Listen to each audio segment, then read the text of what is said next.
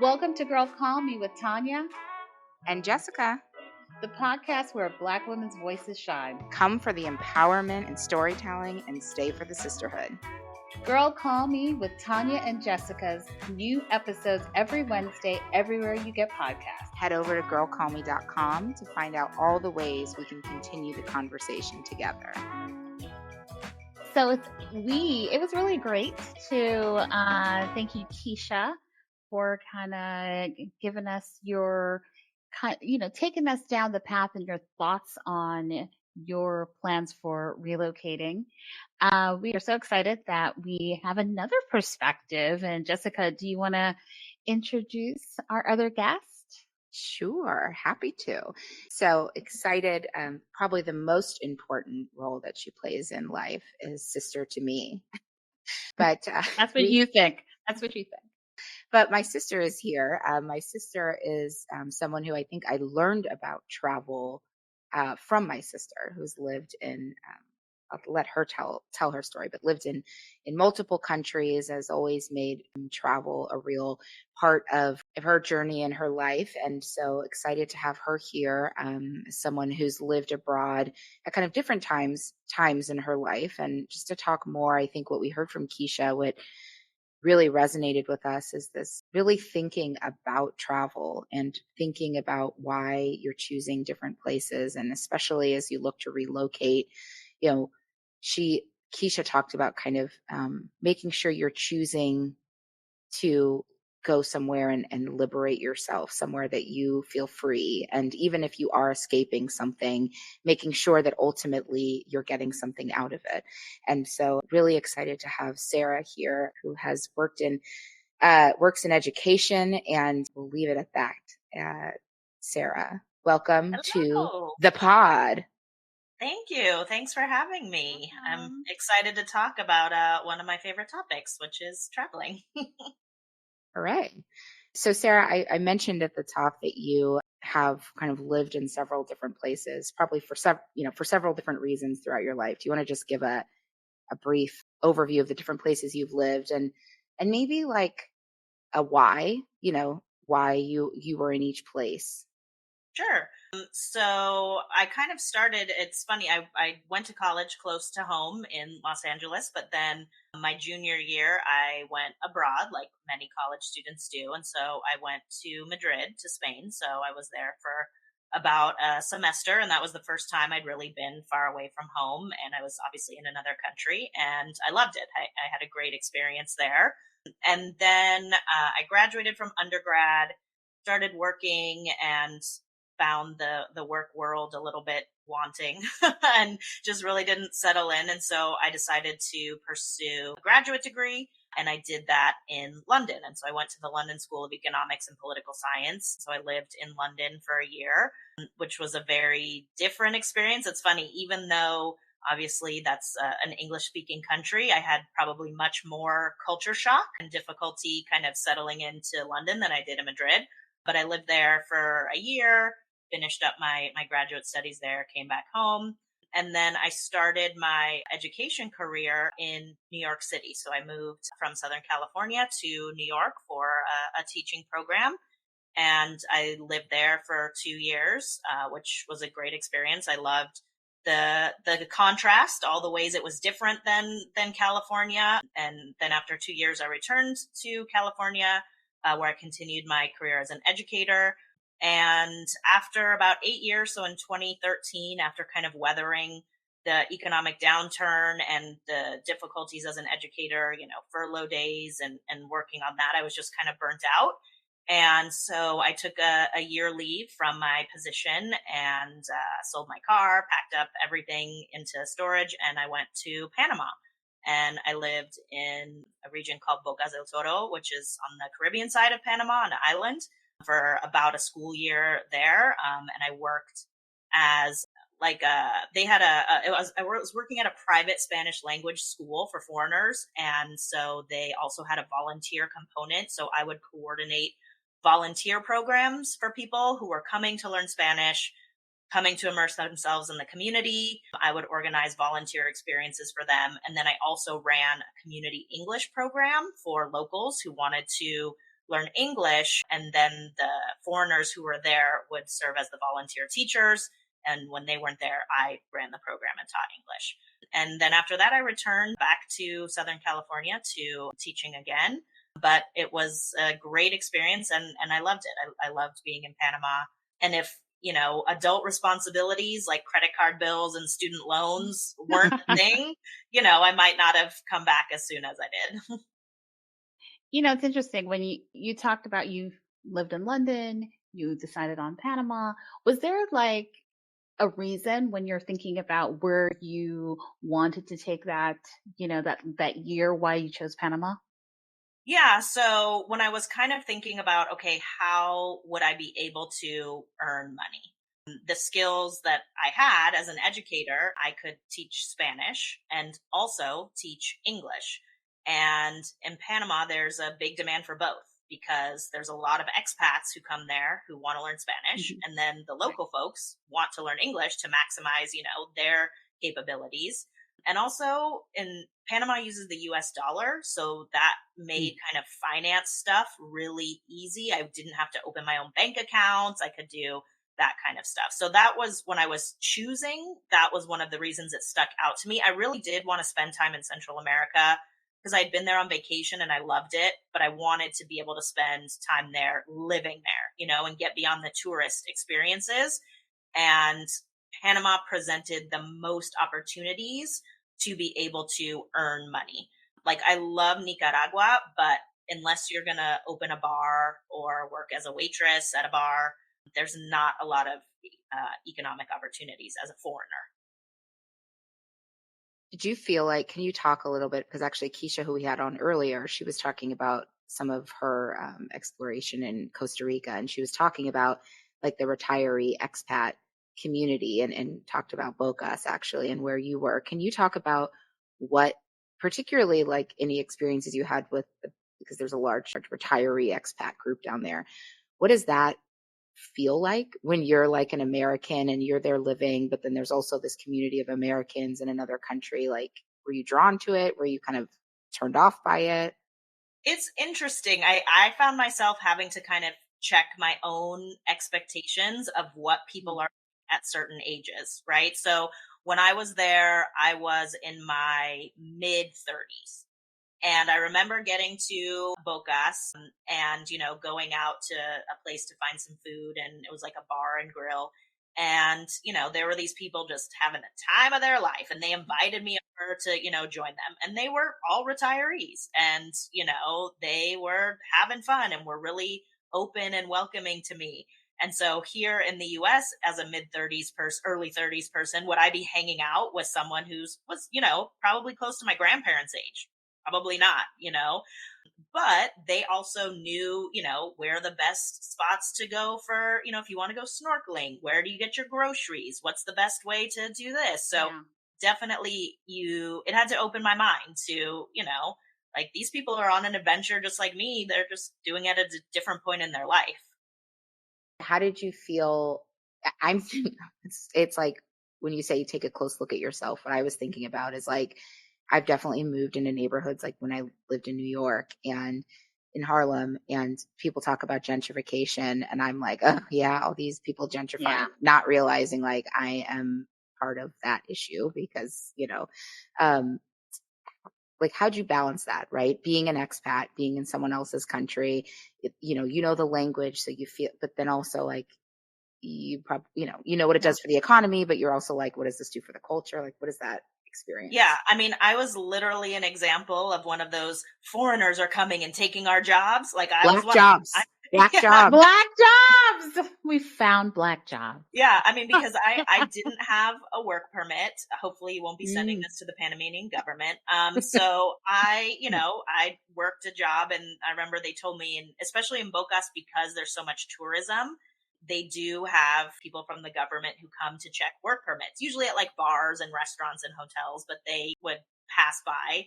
And my boss, the owner of the school was like, if they ever come, you just take your laptop and you go to the student lounge and you are a student here who's learning Spanish. And I was like, all right, cool.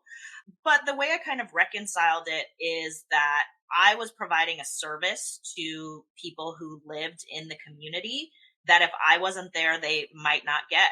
So, I ran an English program, and I had a group of students who, one of them was like what we would consider like the district attorney. One gal worked in the city government, and, they came for several months and were learning English that they could then use in their jobs, and they could, expand their own careers. So I kind of looked at it that way, is yes, I'm a foreigner, but I'm here because I think your country is amazing. And I always would, treat their traditions with respect and want to learn about why they did certain things, and try to not just do the tourist activities, but, when someone invited me over to their house or, something like that, to really immerse myself in there. Yeah, it's interesting when we were talking to Keisha, her experience is trying to move as someone in their 50s is very different than some with family and so forth, with a career and so forth. It's very different than someone trying to, be a solo, traveler in their 30s. It's interesting, both you and her talk a little bit about the community aspect and how important community is. How were you able to sort of build relationships? You talked a little bit about some of the elders, but what about the other community aspects? I think for me, something that has been true, since I first went abroad studying Spanish, is for me, language has formed my community. A lot of my close friends today are people who I met either teaching language or learning it. So for me, that was really kind of my foundation. There was the fact that I do speak the language. And so I could engage with people in a different way, maybe, than folks who go there not speaking Spanish. Another thing about Panama that made it easy for me to kind of start to create community is that, like, this Zoom screen right now, we could all be Panamanian, right? The Panamanians come in a rainbow of shades.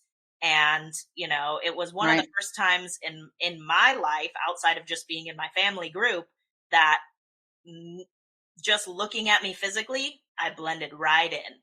Now, Mm, that changed once I started talking, because even though I speak Spanish, I don't speak Panamanian Spanish. Like, right. they could tell from my accent right away. And that was one of the humorous parts, like, is how I would meet someone, is I would start speaking Spanish and they would say, like, wait a minute, where are you from? And I'd say, oh, I'm from America. I'm from California. And they'd be like, how do you know Spanish?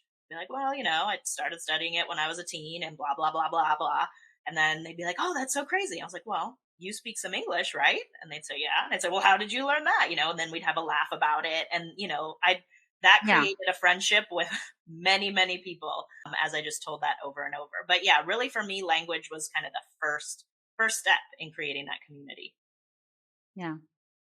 Do you think that, so I'm glad you touched on that, because I think, like, being an African American, but going somewhere that has like this, obviously has its own Black culture, what did, like, how did you kind of navigate the two? I mean, did being American kind of supersede everything down there? I mean, what did that feel It, like?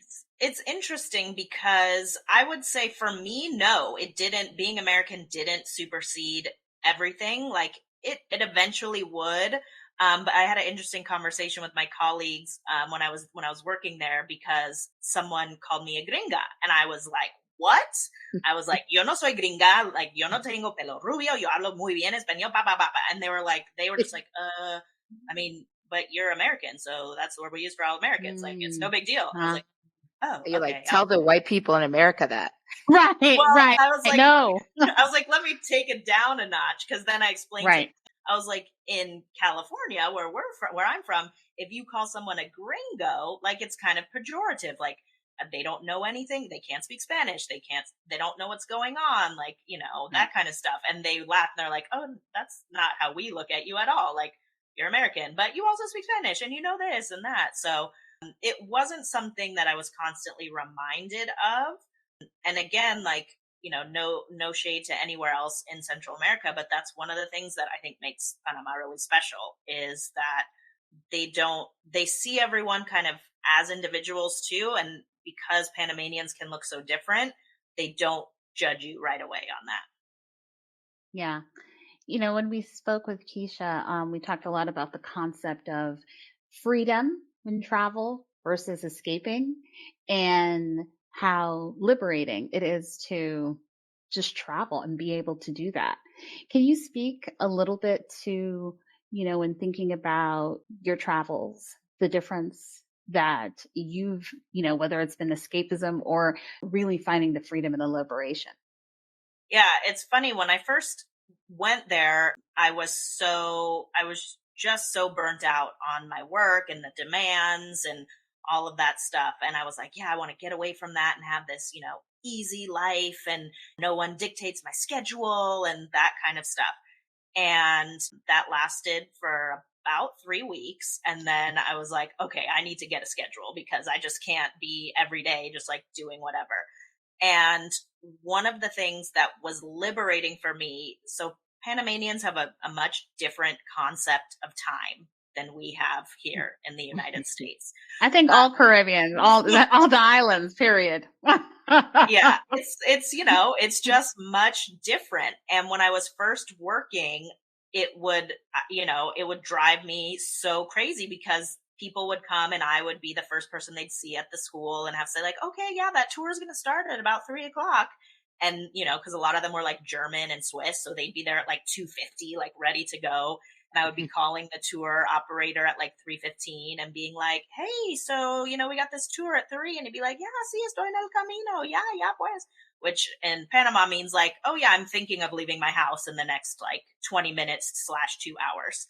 But at some point I just realized I had to just accept that. Like, that's the way things work here. No one cares that you are feeling uncomfortable. Just accept it. And I did the best I could, because I am still the person that I am. But that was kind of liberating to me. I'm just like, hey, you know what? I'll use it to my advantage. I'm supposed to be at work at 9, but if I get there at 9:15, 9:20, like nothing's gonna happen. Even 10, I guess. Yeah. Now that's a Jamaican coming out in you. The seat. That is that Jamaican. Listen, you'll get your plate when I give it to you. Yeah. And you'll get whatever, I'll show up whenever I'd like to. So that's pretty much the concept. Do you, when you think about, so obviously Panama, you chose to stay longer. We won't say how long, just in case, like you said, the government's listening. But I know you made several trips out and back. I always followed the visa rules. I never overstayed how long I was legally allowed to stay. That is correct. Great, on the record. But when you think about your travel for vacation and you think about kind of your shorter stints, what are we talked about escaping reality. We talked about like kind of loosening control in some places where maybe when we're here, we don't feel like we can. What are the top things you think about when you're going on like a solo trip of like, what are you trying to get? What are you trying to achieve? What piece of your kind of identity are you trying to feed? For me, it's always knowledge. I always want to go places and build into my trip learning about the history of the country, or if we're in a specific area. Like when I went to El Salvador, I was really interested in learning about the history of the Civil War and what happened and how people were impacted and how that relates to what we hear and in our politics and our news about El Salvador and what really happened. And so, I sought out a guide to take me, to some of the more off the beaten track places that were key parts of the Civil War. Just now when I went to Mexico City, I dragged my husband to, I think we were at like 5 different museums in one day. So for me, that's really what I seek out, is learning something. Like, I want to go to places, whether it's a museum, whether it's going to some sort of exhibit, whether it's, going to a school, something, and being able to learn about the people there. For people, this concept of the expat and people wanting to escape the United States, for Black people who are thinking about moving to Panama, what's the one thing? What's those tips and advice that you would give them? Number 1, start learning Spanish before you go. Even if you're, a slow learner and you've got an accent that you think is not good or whatever, like, it goes a long way for you to start making friends and start getting to know folks outside of the kind of area. There's a town that's called Boquete that's known as like the hub for the expats. But there also is a certain reputation of folks there who, as my friends in Bocas would say, like, wear Hawaiian shirts. One of my friends asked me, she's like, why do all of these people wear Hawaiian shirts? Like, they're not from Hawaii. We're not in Hawaii. And I was like, I don't know Oh, why. Really? you mean like they got like Like a the Tommy Bahama. traveler, the Yeah, Tommy like Bahama Tommy starter Bahama. pack, the straw Yeah. hat. God. Yeah. So while that's comforting to meet with people who are just like you and Right. that, like, if you can speak the language a little bit, it will break you out of that. And it also keeps you from thinking like someone's trying to get one over on you all the time. Because throughout Central America, people, there are different rhythms and stuff happens in a different way. And if you have no idea what people are saying, you might think people are trying to scam you all the time. Whereas if like I went to Panama over Christmas one time. And so I arrived Christmas night and I did not think to myself, like, hey, arriving at the airport at 8 p.m. on Christmas night, there might not be a lot of taxis available. And I got there and there were literally no taxis. And I asked a guy, I was like, hey, where are the taxis? He's like, no one's working tonight. And I was like, oh. And I said, I'm trying to get this hotel. He's like, well, my friend over there is doing a private shuttle. Maybe he'll just take you. So I go over and talk to the guy and he's like, yeah, $20. I have these people first. I'll take them and then I'll drop you off. It'll just take a little longer. I was like, sure, no problem. So I get in there. I, say Feliz Navidad to the people who are in there and I'm talking to the driver in Spanish. They start speaking English of like, I thought this was going to be a private shuttle. What's going on? Is he going to fill this with shuttles? Who is this person? What's going on?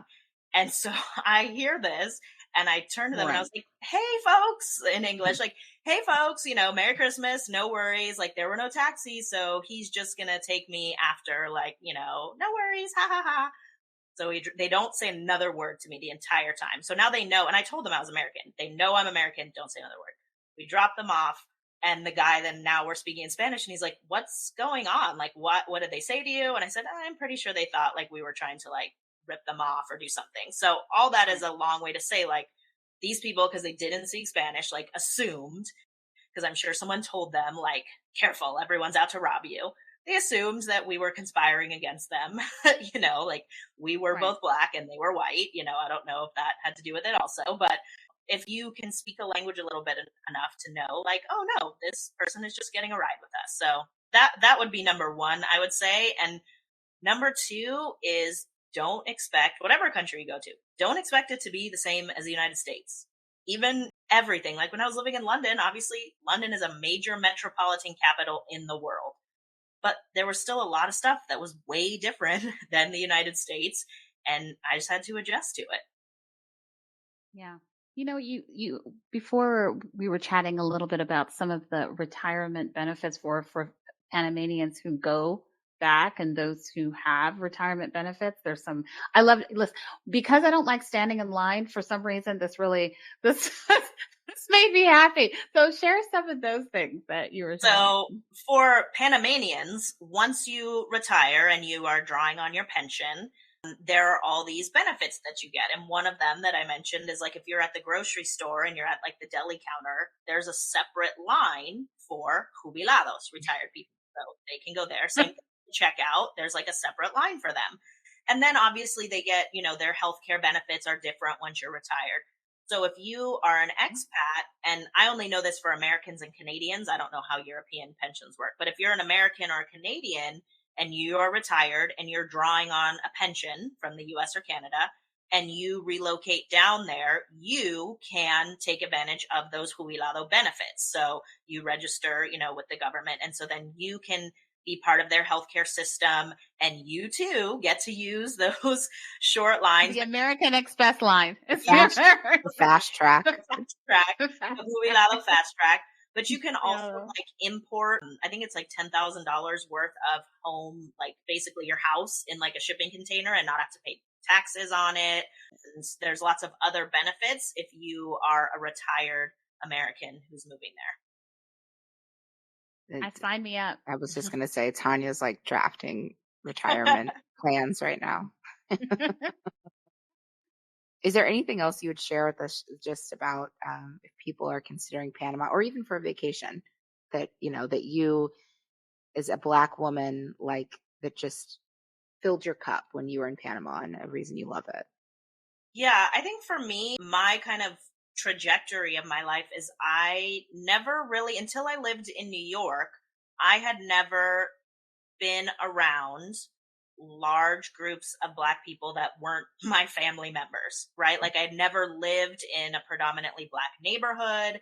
I had never, worked at a company or anything that was predominantly Black. I went to USC, not predominantly Black.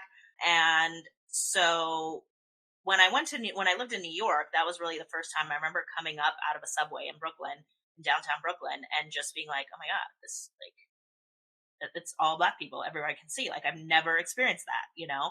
And in Panama, it is really like you just feel welcome. And I don't know if it's the same if you're a white person who goes down there. I mean, that's not my business to judge, but I can say, for me, You're like, that is not my business. That's Not my not my business. ministry. Not my that's not problem. my story. But for me, just so welcoming in a way that when I think about it now and you try to not think back and put on rose colored glasses, because there were definitely some rough times, like I had my apartment broken into and, stuff like that. But just the feeling of welcome is something that, I haven't experienced in other places. And it's definitely not something that me inhabiting my life here as a Black woman in Los Angeles that I feel on a daily basis that I know I that's felt right. there. I know that's right. Awesome. Yeah. Gospel preaching. Yeah. Now you got to be prepared for some heat and humidity. That's the other No, part too, is this when is you the say, problem. what should people be? That's the other part with Spanish. You've got to be prepared for that. Like it is hot and humid all the time. And that is another reason why Boquete has become such a haven for the expats, because it's in the mountains. So it's cooler there. But yeah, where I lived in Bocas, I mean, it was just hot and humid all the time. And you have to just accustom yourself to that. Girl, I think at every place we talked about, liberation comes with heat and humidity. Liberation comes with you being on fire. Liberation means protective hairstyles Oh yeah. Natural. and They frizz keep it natural. frizz control. Frizz control. Yeah. That was the closest I'd come to natural hair since I was 4 years old, was when I was living there. But Oh Lord, that's in the next liberation. episode. That's our next episode. All right. Thank you, Sarah. This has been Well, great. that was fun. Yeah. Thank you. You're very Thank you for welcome. coming. We'll Come share back. a social Come post back. with some photos from you in Panama if you're open to it. Oh, sure. Some tips, any hot travel tips for people. We'll do a little couple posts. Oh, all Love it. right. Yeah, I'll share some of my ones when I'm at the embassy, at the U.S. Embassy. Okay. I love Okay. Privilege. I love it. All of this is privilege. Didn't I say that earlier? Yes. Staying privileged. Staying with our theme. All right, cool. Thank you. Thank you. Enjoy your Saturday. Hey, it's Jessica. Thanks for listening to Girl Call Me. If you have something to add or a story to share, come on over to Instagram or Facebook and join the conversation. Also, make sure you follow and subscribe Girl Call Me. You don't want to miss when we release new episodes. Thanks for listening.